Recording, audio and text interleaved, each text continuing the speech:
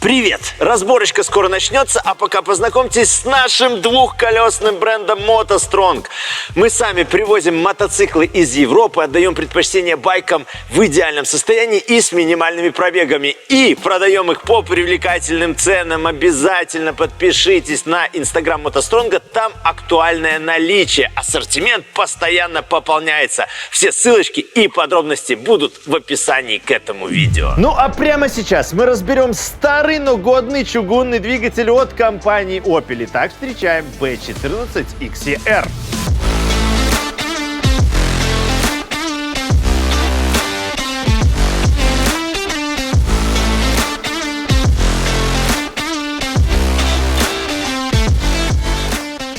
Перед вами 1,4-литровый двигатель от компании Opel. И этот двигатель относится к семейству 0, то есть Family 0. То есть к семейству, в которое входят двигатели малообъемные.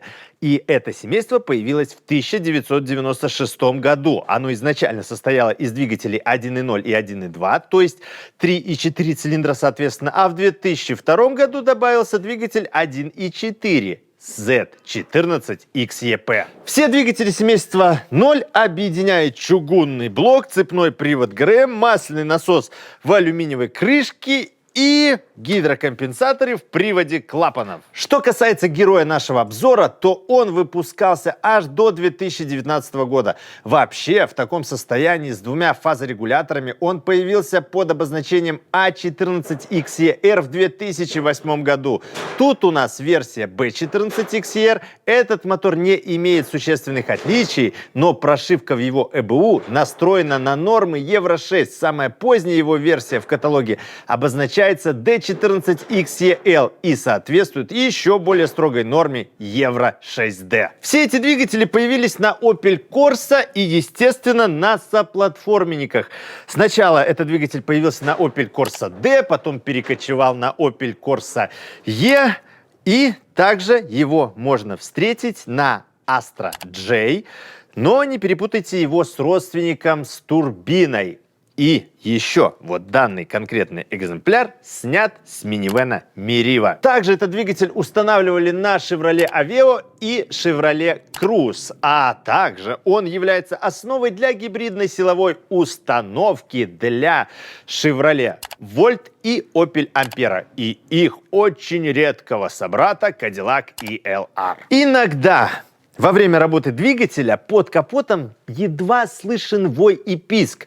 И если достать масляный щуп, то этот звук может исчезнуть. А это свистит воздух, который проходит через передний сальник коленвала, из-за чего он может проходить. А проходить он может из-за чрезмерного разрежения в картере. А причина в обрыве мембраны клапана вентиляции картера. Сами сальники коленвала, как передний, так и задний, дают утечку к пробегу в 100 тысяч километров. Но утечку может усугубить проблема с клапаном ВКГ. Клапан – это обычная подпружиненная мембрана. Этот клапан должен контролировать отток газов из картера во впускной коллектор.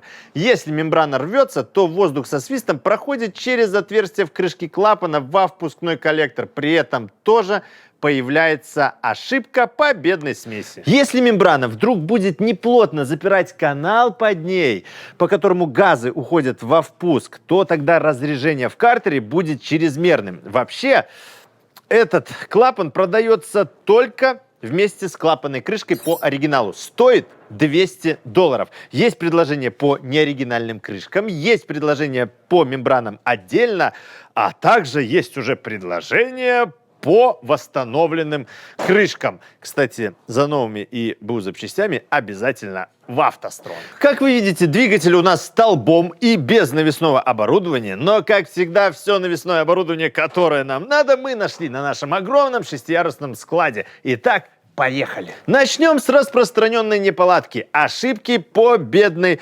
смеси. При этом обычно при работе двигателя слышно стрекотание. Ошибка P0171. Так вот, проблема в клапане продувки адсорбера. Через него во впускной коллектор высасываются пары топлива из топливного бака. Новый такой оригинальный клапан стоит $60. Полный аналог 30. После получения фазорегуляторов атмосферник объемом 1,4 и также 1,2 сохранили систему TwinPort. Однако не на всех версиях. На нашем двигателе B14XER, к слову, этой системы не оказалось. Напоминаем, для Opel Meriva B. А вот на Corsa D и Astra J после 2010 года эта система присутствует. Внутри впускного коллектора есть заслонки, которые перекрывают половину впускных каналов. При этом на невысокой скорости работы двигателя воздух поступает в цилиндры через один из двух впускных каналов. Это вызывает завихрение в цилиндрах для лучшего перемешивания воздуха и топлива. К счастью, все исполнительные элементы системы TwinPort работают исправно.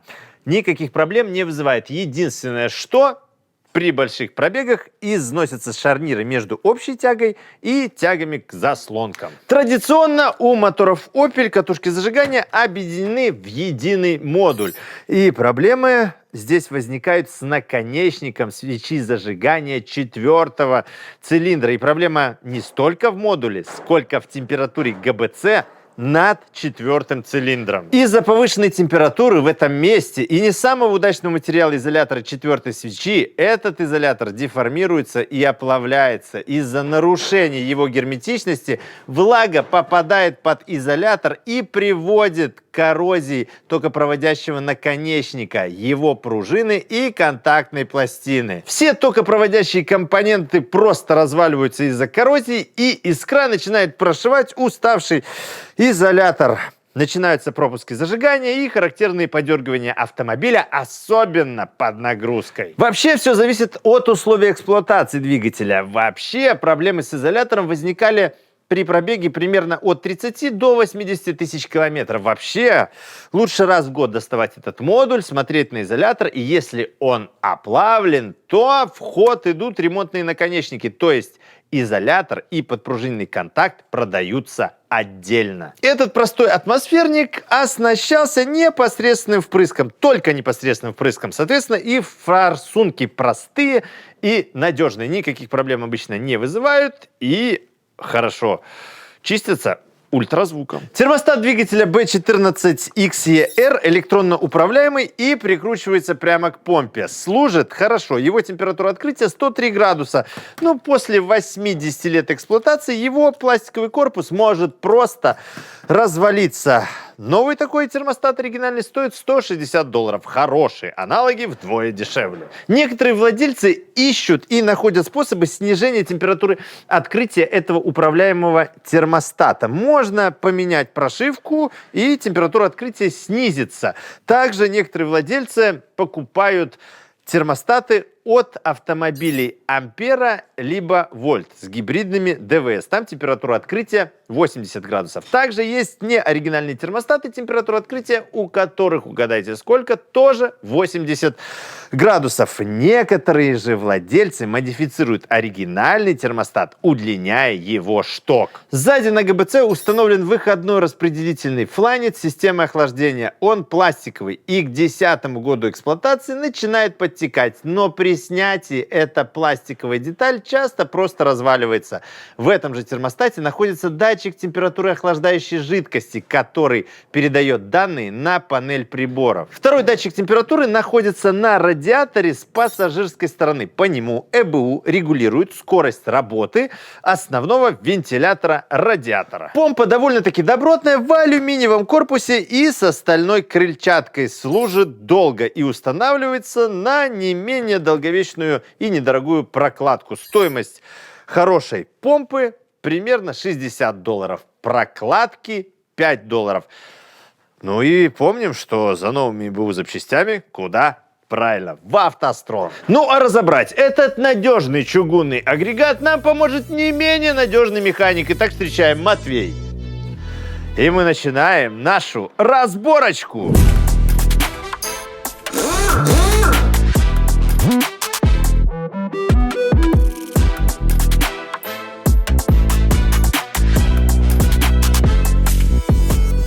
И на Напоминаем, что все двигатели, которые мы разбираем, не прошли суровый контроль качества от компании «АвтоСтронг». Этот двигатель старый, давно стоял, качество контроль не прошел, и мы видим на кулачках распредвалов ржавчину. Ну, а в остальном все довольно-таки чисто и опрятно.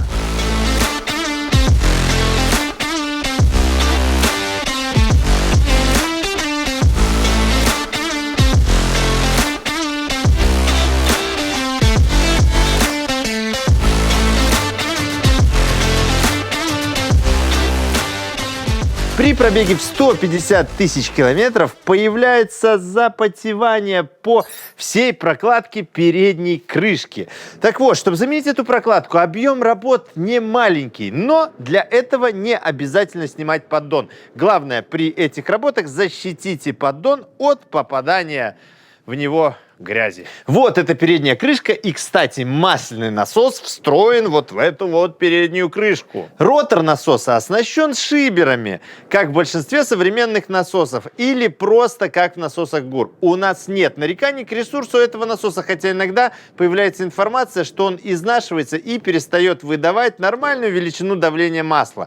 Но в целом в его конструкции нет слабых мест, а износ шиберов и самого корпуса закономерно наступает из-за работы на загрязненном подгоревшем масле. Для этого насоса предлагается оригинальный ремкомплект, а также есть неоригинальный ремкомплект от известного производителя автозапчастей. В приводе ГРМ используется роликовая втулочная цепь. Она точно ходит 200 тысяч километров и даже более. Обычно начинает шуметь при пробеге в 300 тысяч километров. Цепь точно такая же, как и у первоначального варианта двигателя 1.4 без фазорегуляторов. И как у версии 1.4 турбо.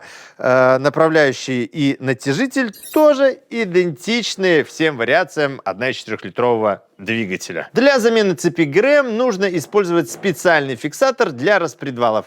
И коленвал фиксируется любым подходящим стопором, вставляемым через отверстие под генератором. Оно прикрыто пробкой. Идем далее. Оба фазовращателя этого двигателя одинаковые и подходят к 1.2-литровому мотору, а также к 1.4-литровому турбомотору. Новые оригинальные фазовращатели для этого двигателя стоят от 180 до 250 долларов. Клапаны, управляющие ими, вставляются внутрь соосно распредвалом. Это, по сути, болты с золотниковыми клапанами внутри них. Напротив них в передней крышке двигателя установлены соленоиды, электромагнитные катушки с сердечниками. Сердечники нажимают и перемещают золотники внутри болтов распредвалов. Кстати, все эти узлы разборные. Некоторые умелые владельцы разбирают их и отмывают. Меньше всего вопросов к соленоидам. Они работают, пока цела обмотка. Кстати, в болтах распредвалов есть сетки-фильтры, которые забиваются частичками подгоревшего масла.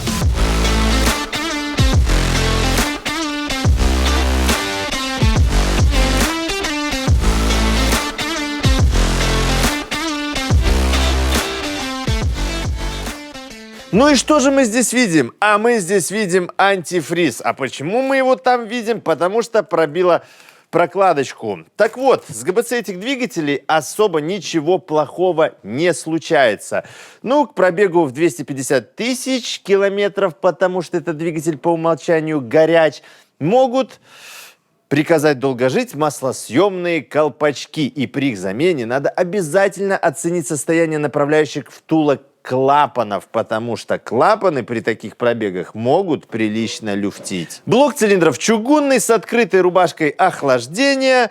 Ничего плохого с этим блоком не случается, но в самых запущенных случаях случаются задиры в цилиндрах. А самые запущенные случаи получаются тогда, когда владельцы не моют радиаторы, и это приводит к ускоренному старению масла и его закоксовыванию. Ну, а теперь к состоянию. Двигатель у нас возрастной, и видны побежалости, потертости в цилиндрах. Плюс, естественно, антифриз попал в цилиндры. В общем, ситуация не айс.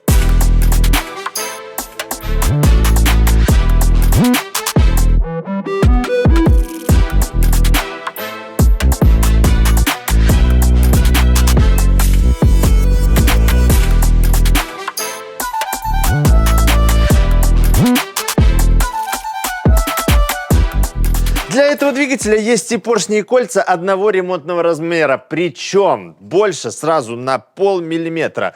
Кольца и поршни есть как оригинальные, так и неоригинальные. Шейки коленвала тоже можно точить. Инженеры предусмотрели два ремонтных размера 0,25 и полмиллиметра. Есть выбор между оригиналом и аналогами. Ну, а теперь давайте по состоянию. Естественно, присутствует износ на шатунных вкладышах, масло, съемные кольца закоксованы в усмерть. Ну, естественно, есть побежалости и износ на коренных вкладышах, и на коленвале присутствуют царапины, которые реально ощущаются на ощупь. Верхние коренные вкладыши тоже с износом. Кому интересно, в блоке нету масла-форсунок. Ну что, разборка закончена. И, ну, что тут сказать? Вот такие вот надежные, неприхотливые моторы делали давным-давно. Если вы хотите, чтобы мы и дальше делали вот такие вот классные обзоры, то нам обязательно нужна ваша поддержка. Подпишитесь на наш канал, нажмите колокольчик, поставьте лайк этому видео и поделитесь этим видео в соцсетях. Помните, что поддержка нашего канала — это плюс 500 тысяч километров к ресурсу вашего автомобиля. С вами всегда была, есть и будет компания «АвтоСтронг».